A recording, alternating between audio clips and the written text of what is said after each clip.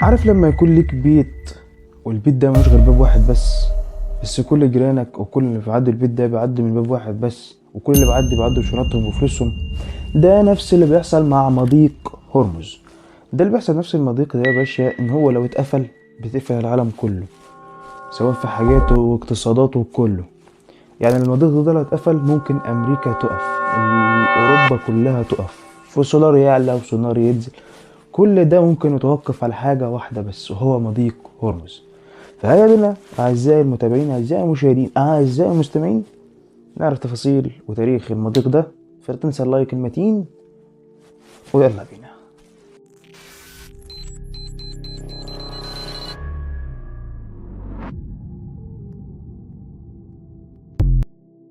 السلام عليكم ورحمة الله تعالى وبركاته. أهلا ومرحبا بكم في حلقة جديدة، وبعد طيلة غياب عدنا وعاد اللقاء من جديد في حلقة نارية تاريخية بحتة، ألا وهو موضوع مضيق هرمز.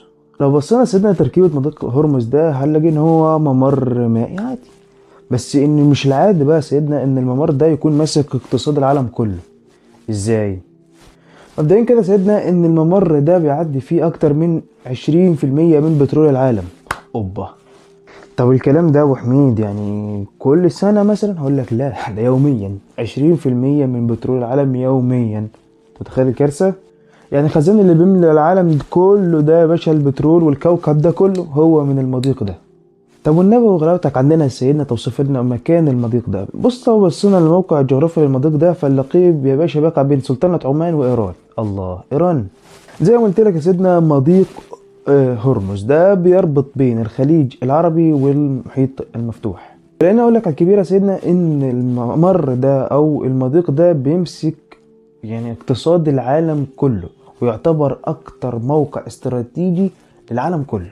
فلو بصينا سيدنا على نفس هذه الخريطة سنجد ان ايران من الساحل الشمالي بتحد هذا المضيق، ومن الساحل الجنوبي جزيرة اسمها جزيرة شبه جزيرة مسندم.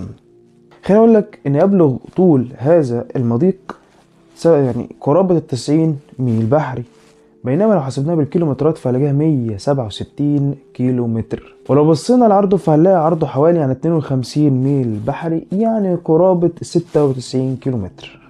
أضف لمعلوماتك يا سيدنا إن بيمر من خلال هذا الممر أو هذا المضيق حوالي عن ثلث كمية الغاز اللي موجودة في العالم من غاز الطبيعي اللي هو الغاز المسال. لو رجعنا بالزمن حبتين تلاتة، يعني من 6 7 سنين كده، هنلاقي ان كان بيمر من الممر ده قرابة 25% من النفط الخاص بالعالم كله. يعني الكمية كانت متضاعفة من 6 سنين 7 سنين كمان. وده اللي بيخلي الموقع ده ان هو صاحب استراتيجية واهمية استراتيجية جبارة. انت يعتبر ماسك وخانق العالم من حتة مميزة جدا. انا يا باشا اقعد هنا والناس تجيلي يا باشا والناس تدفع لي يا باشا. خليني اقول لك يا سيدنا ان الحكايه ديت مش وليده النهارده، امال وليده بكره. ظريف. خليني اقول لك يا سيدنا ان الحوار بدا من كام سنه او من كام 100 سنه فاتوا. الحوار بيبدا في حاجه لما نفتكر كده ان البرتغاليين لما كانوا بيدوروا على طريق التجاره فبيوصلوا المنطقه ديت وبيسيطروا عليها. بعد كده بيجي الانجليز بيدمروا البرتغاليين دول وبيطردوهم من المنطقه ديت عشان يعملوا تجارتهم. وبعد كده بتبدا حروب ايران مع امريكا. حوار مختصر، بس اللي عايز يفهم بجد يعني الاحوال التاريخيه اللي حصلت على الممر ده فتابع معايا. يعني نبدا بالتسلسل ده سيدنا سنه 1607. ايوه، 1607. ايه اللي حصل يا باشا؟ والله اللي حصل كالتالي: ان في بلطية اسمها البلطية البرتغالية، كان اول قائد برتغالي بلطجي، هو بيقول كانه كده بلطجي شويه يعني، كان اسمه الاورو بروك. له اسم تاني كده سيدنا الالبوكرايك. الراجل ده القائد ده حاول ان هو باسطوله يسيطر على منطقة مضيق هرمز ده يا باشا، وسيطر عليه يمكن ل100 سنة قدام. فكان منتهك التجارة عليه بطريقة شاملة، وزي ما قلت لك ان مكان زي ده مهم استراتيجيا قد ايه العالم كله. ففضل قاعد وكتم على نفس هذا المضيق لمدة 100 سنة، لدرجة ان هو بنى قلعة وسيطر على المضيق بالكامل. طب هل الاحوال بتستمر؟ هقول لك لا. بعد ال100 سنة بيمروا بيجي طبعا الانجليز اللي هم البريطانيين مش هيجيبهم الكلام. ايه ده، احنا كده تجارتنا بايظه خالص. فبيعملوا حاجه جميله جدا، بيتعاونوا مع الايرانيين الموجودين في المنطقه دي، وبيضطروا ان هم يطردوا البرتغاليين دول من المنطقه خالص يا باشا. بيسيطروا هم، بيسيطروا يعني حاجه وديه، يعني مصالح الشعب تمشي. طب ليه؟ او ليه تدخل الانجليز اصلا؟ هقول لك يا سيدنا بكل بساطه، عشان يعملوا طريقه التجاره بتاعتهم اللي رايحه الهند. ما المصلحه بتعم والسيئه بتخص. يعني الكلام ده كان امتى؟ يعني الكلام ده كان سنه 1722. هنطير بالزمن حبتين تلاتة لقدام ونروح لسنة 1800، 1900، 1980. التاريخ ده بالظبط يا سيدنا هيحصل حاجة مهمة جدا جدا جدا. ولكن اللي حصل يا سيدنا حاجة اسمها حرب الناقلات. يعني ايه دي؟ دي بقى ام الخناقات دي. بص الحرب كلها هنا. ايه اللي حصل؟ هقول لك اليومين دول او في السنتين دول كان في حرب دايرة بين العراق وايران. هم يا باشا عملوا سابوا السلاح وبقوا يضربوا بعض في السفن. انت عندك سفينه فيها بترول معديه هضربها لك، كذلك الامر عند العكس، عندك هضربها لك. سابوا الاسلحه يا باشا وقالوا احنا نضرب ايه على البحر. سيبك من الواقع وتعالى نضربك على المواقع يا باشا. هو ده اللي حصل. مين شاف الوضع وشاف البهدله اللي بتحصل؟ برافو، عمتك امريكا قالت لك لا ده احنا كده ملناش كلمه واصل، وبتدخل يا باشا وبتهدد الدنيا، وبتبقى حليفه لايران.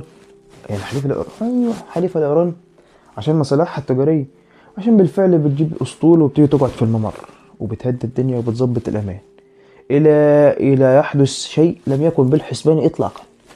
تعدي سفينة امريكية بتلمح يا باشا طيارة ايرانية مدنية معدية، تسيبها؟ لا ضربت. طب انتوا ضربتوها ليه واحنا اصحاب مع بعض هنا؟ قال لك يا خطأ. طب ايران يهديكوا الرجالة؟ قالت لا يا باشا انتوا اللي جبتوا نفسكم، وطخ طخ الى الان. هتقول لي يعني ايه الجديد يعني سيدنا؟ يعني ضرب برضه، يعني ليه بالخطأ؟ وليه الخطأ؟ هقول لك ده السنة دي بالذات اتسمت كارثة الطيارة. كارثة الطيارة ديت يا باشا، الطيارة اللي كان فيها الإيرانية المدنية دي كان فيها قرابة ال 290 شخص كلهم بقال الله. وتقول لي خطأ؟ انت لو قاصد بقى هتفور لي البلد؟ لا نعيد حساباتنا يا بيه. طب زي ما بيقولوا كده، ايه اللي جاب القلعة جنب البحر؟ وايه اللي دخل العالم؟ وايه اللي بيحصل في العالم ده اصلا؟ بص يا عم، دلوقتي الدنيا هايصة لايصة في الشرق زي ما انت شايف. ولد العم وعمتك امريكا بيضربوا في ايران. فمين يا باشا هنا ورقة الرابحة لايران؟ هي هو المضيق ده. انخنا بالمضيق يا باشا، امنع عليك الدنيا امريكا تولع. الله اجري، ايش هذا؟ حقونا.